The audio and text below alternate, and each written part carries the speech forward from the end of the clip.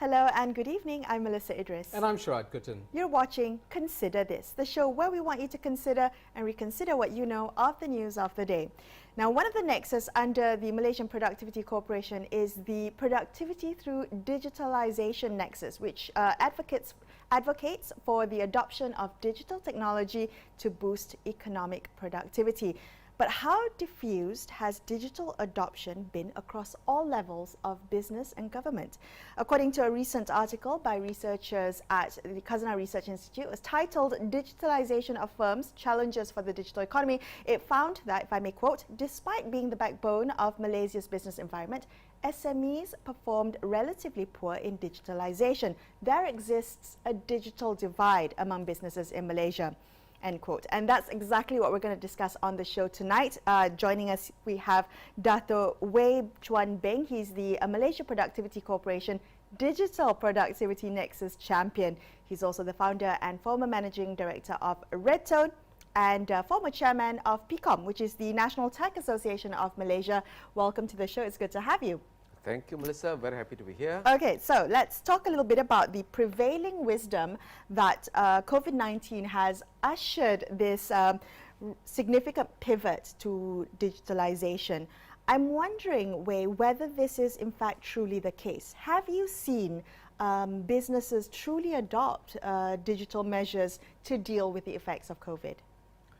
Usually people respond to something or respond to their own needs, right? That's how the organization survive, when they're able to respond to the needs of that particular time. And this time, COVID pandemic globally actually put us in the digital era in a very abrupt manner. Whether you are aware, whether you like it or not, whether you're prepared or not, we suddenly are put in the digital era. So therefore, it then creates that kind of sense of the divide. Those who have been embarking on this, they begin to reap the fruits. And in fact, it is very uneven. You find that some organizations are doing extremely well because they are able to harness the power of their kind of digital marketing, digital business, all kind of digital coordination. But on the other hand, for those who are laggard, who then realize that they depend on cheap labor, they depend on a localized market, they depend on a very traditional way to produce things, this is where they really suffer. So the needs varies, and the needs will drive, at this point in time, very significant new direction in the digital adoption.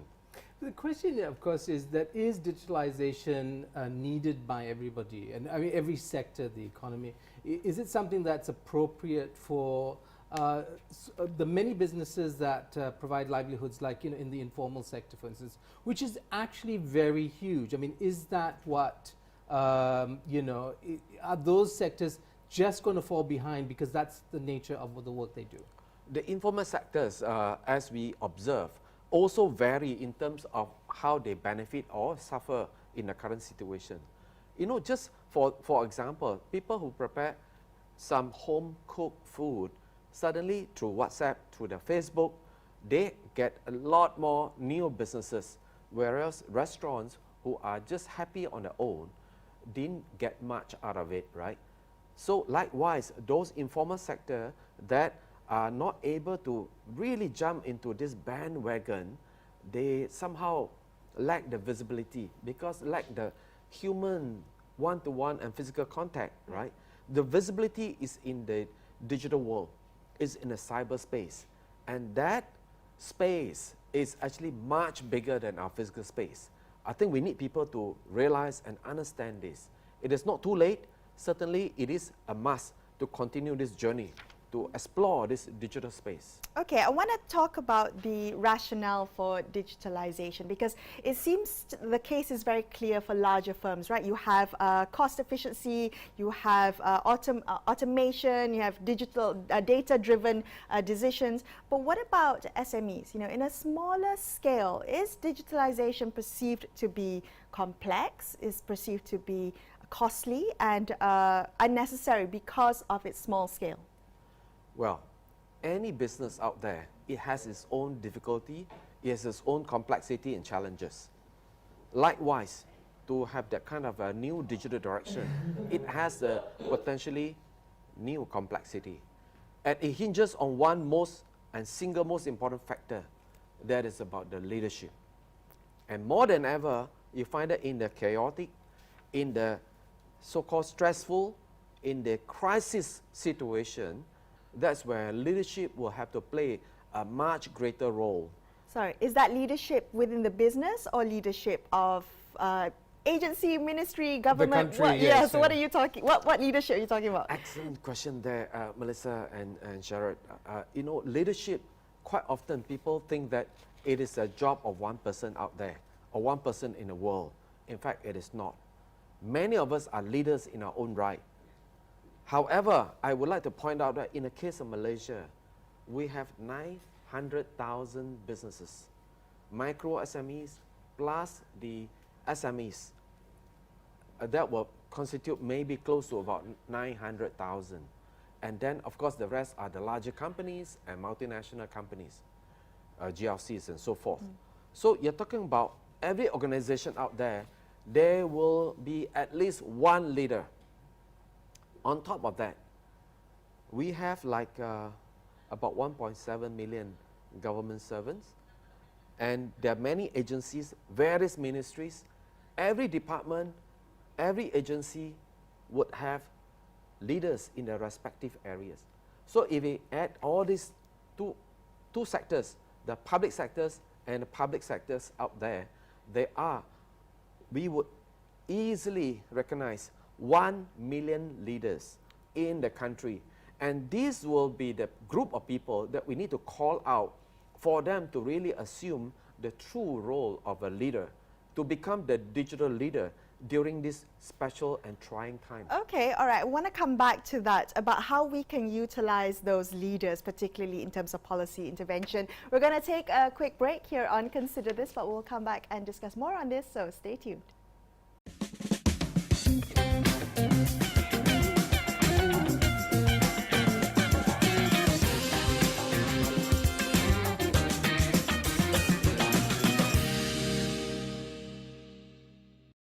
Welcome back to Consider This. I'm Melissa Idris, with me Sharad Kuttan, and we're speaking tonight to Dr. Wei Chuan Beng, who has recently been appointed to the National Digital Economy and Fourth Industrial Revolution Council. And we're talking about digital adoption tonight to boost productivity. Budget 2021 saw incentives to accelerate the implementation of digitalization in business. And I'm wondering, Wei, coming back to what you were talking just before the break about leadership, whether these policy interventions, whether these government incentives are going to be enough to encourage digital leaders in each organization to accelerate the process. Well, thanks for the question. You see, leadership, it is about harnessing the power of resources around us and aligning all the resources within the organization towards achieving a certain goal. Now, in this case, I must say that with the kind of digital plan that everyone should look at, all the leaders should look at, it is, first of all, to aim high to achieve new breakthrough. And quite often people say, how can I bring the business to pre-COVID time, which is okay. However, the world is not going to stop there. And you find that around the world, some countries has actually charged forward and they become the big beneficiary. Some countries lag behind, likewise organization. So now, if we can set a more lofty goal when we embark on the digital adoption, then resources like, for example, the mindset, the expertise within the organization as well as outside organization has to be put together. Now, equally important would be to take advantage of the strong support from this round of the government budget, of which 1 billion ringgit has been allocated for the purpose of digital transformation across so many industries. At the same time, there is also additional 150 million ringgit of funding for the SME and micro enterprises who literally could actually have a very simple way to get started. So I think there are enormous help on the part of the government budget moving forward. At the same time, it doesn't negate the need for a strong digital leadership, take the risk, charge forward, make decision, and therefore aim for a much better breakthrough for each organization. Wait, can I ask you, when you look around the world, do you see countries that you would like Malaysia to emulate, whether it's government policy or it's entrepreneurial culture or it's the school system, the education system, readying people for digitalization? Where do you look to for kind of a model that works? Wow, this is another big topic. I think what is important is this: it is not about choice at this point in time. So if you say that freedom of choice, what to do, during the so-called peaceful time, yes, you can have all kind of consultation. But this is a time of crisis. So therefore, digital leadership is about identifying the real direction and therefore be able to rally everyone. Less about, waiting for consultation and all kind of different study. We don't have time for that. So someone must actually take the responsibility, take the risk as well. Now, education has always been one of the very key enabler in any country out there. Some countries where they focus on competencies, do you find that they actually begin to reap a lot more benefits?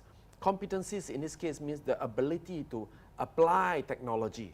And Malaysia, I think, is going through a very major transition because we may have a lot of emphasis on the academic part of it in the past, and the competencies has been now recognized as actually an important direction. Right. But once we are able to embrace more of competency-based education, then we could spawn a lot more talents, especially digital talents that could serve the needs of the digital transformation of every organization. Well, I'm glad that we're talking about that and that you brought up skill set and competencies, because that's one of the biggest challenges, according to some reports, that SMEs face in terms of digital adoption. They don't have employees with the right skill set, even if they themselves want to be digital leaders in the organization. How should SMEs, how can SMEs look to overcome that? Especially Wei, since we're talking about very small businesses with a team of 2 or 3 people. Well, first of all, leadership must actually want to adopt digital. Secondly, just like you want to find new customer, you want to find new market, right?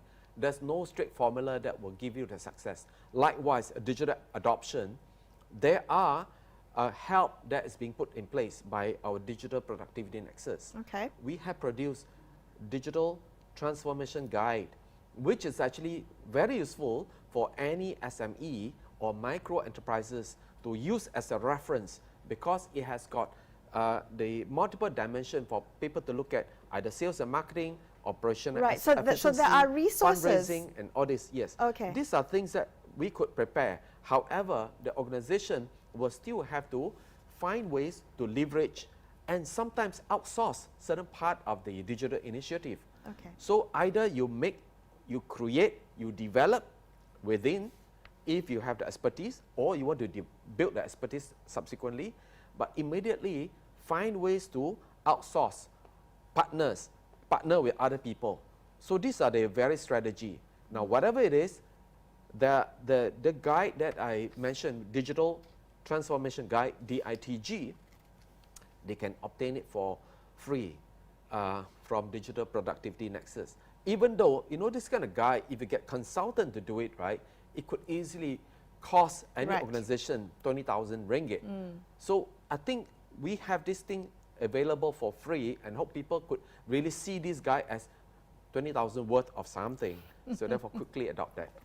Do you think that the reality is that a lot of businesses are just going to find themselves obsolete in the near term, not just because of the crisis, but because they've been doing things, maybe successful in the past, that just don't apply for this new era? That and what magnitude of obsolescence we see happening in our economy? Because as you said multiple times, I mean, the small and medium-sized enterprises are the backbone of this country. Maybe another words besides obsolescence that I would wish to introduce is actually renewal. just like you have renewable energy, it's still energy. Just like businesses, there's need to have the renewal process, right? So, you know, even I've seen some people who actually may not have made it in certain business. Right. When they learn enough, you know, failure is always a great lesson for success eventually. Is a mother of success, so to speak, right? So now, then they realize that, okay, because I didn't have that digital strategy and also capability, therefore I lost out to other people. Fine. When they restart, it is a renewal process. So digitalization will actually be a very major enabler for renewal process.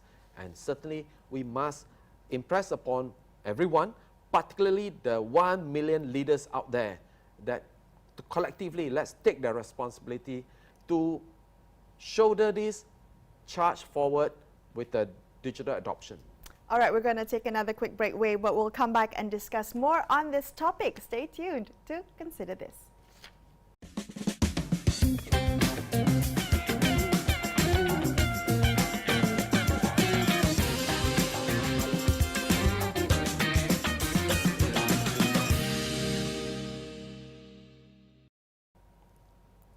Welcome back to Consider This. I'm Melissa Idris, with me, Sharad Kutin. We're speaking tonight to Dato' Wei Chuan Beng, the Digital Productivity Nexus Champion for Malaysia Productivity Corporation. I want to touch very quickly on the, the fact that this Nexus advocates for the adoption of digital technology to boost economic productivity. Where do the opportunities, Wei, lie for digitalization, for the adoption of digital technology? What are we looking at in terms of benefits? Yes. Digital adoption or digitalization involves the entire business model. The opportunities could lie in three potential areas. And I want to draw upon the wisdom of the Harvard Business Review that was published some time back, but is equally timeless in this wisdom. For any organization to achieve excellence, there are only three areas that they need to do very well. First area has a lot to do, everything to do with customers. How they acquire customers, how they reach their customer, how they serve the customers. And if you look at this dimension about customer-facing part of it, there are plenty of rooms for digital adoption. The second area will be operational efficiency. That means reducing costs and boosting productivity multiple times. So in this case, from managing the supply chain to any manufacturing process or internal tracking or management internally, for the purpose of operational efficiency, again, there are tons and tons, multiple areas of digital opportunities. The third dimension is actually product creation, either physical product or services that will be consumed by your customers, right? And here, in terms of product design, in terms of bringing the new features and all this, again, there are various digital tools and means, and likewise the digital delivery of those products, right? So as long as we continue to pay our attention to these three different areas, we will find great answers within our own organization. Okay, if you look at the broad picture, where, in terms of Malaysian businesses, where do you think they're strongest? Is it the customer side? Is it product design? Where are we weakest? Quite often, we tend to look for customers within our area, within our town, within our region. I think the easiest adoption is actually in finding customers. That's why all kind of e-marketing, digital business model, all kind of e-commerce, all kind of adoption of the platform for the regional so-called expansion, it is good time. And as long as we have a good product out there, the market will be there waiting for us. I I thought it was quite interesting that you brought up is the third opportunity that you brought up, creating new products and new services through digital adoption. I'm wondering whether can this be applied across the board? If you are a brick and mortar business, if you are a business that is quite manual in terms of your offering, is that something that those types of businesses can adopt or can leverage? Yes, certainly. I can give you one example. I was talking to one furniture and timber industry captain. He has given a very simple example of people ordering certain furniture. They can do design on the whatever the system, and the design is customized to the customer's need, and then immediately it is fed into the cutting machine. The cutting machine cut the whatever raw material and come out with that kind of parts that can be assembled, can be packed, and then eventually assembled, right? So the whole process just would take minutes. So therefore, you see, this is a product creation with the digital and IR 4.0, a fourth IR technology. Are we putting enough into R&D? Because I'm thinking that when you talk about product and service design, it's about the R&D. It's about research into the markets, into needs, into new materials. Are we doing enough of that? Oh, well, if there's a will, the wish, if there's a will, there's a way. There's a way. Yes. Thank you. There's a way. There's one way here. All right. And I think the leaders must want to think big, think breakthrough. That means not just 5-10% of improvement, but 5x, 10x improvement, or 100x improvement. That's called breakthrough. And secondly, they want to actually achieve that high level of quality, and that can only achieve through consistency in everything they do. And digital means IR 4.0 will give that kind of consistency that gives a high quality output, and that's called the integrity, right?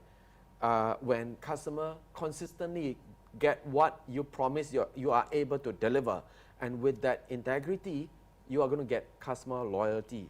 Right, but there are some perceived negative effects of digital adoption. Automation could lead to job losses. Putting in these types of digital infrastructure could be very costly to businesses. How do we deal with those negative effects of technology? That has been the so-called saying of the past. It is a disruptive technology. And moving forward, we're going to hear a lot more about technology, digital technology. Fourth IR technologies will be the force of good. Why? Because it's very enabling. First of all, it's good for all stakeholders, ranging from good for environment, no wastage, right? Good for the bankers, that means who provide the fund.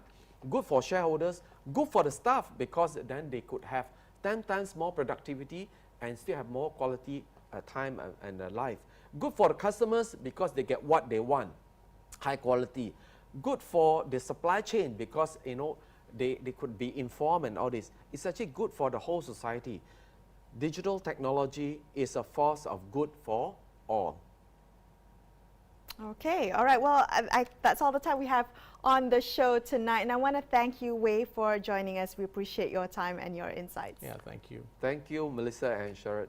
Yeah. That's all we have for you on this episode of Consider This. I'm Melissa Idris. And I'm Sharad Kuttan, signing off for the evening. Thank you so much for watching, and good night.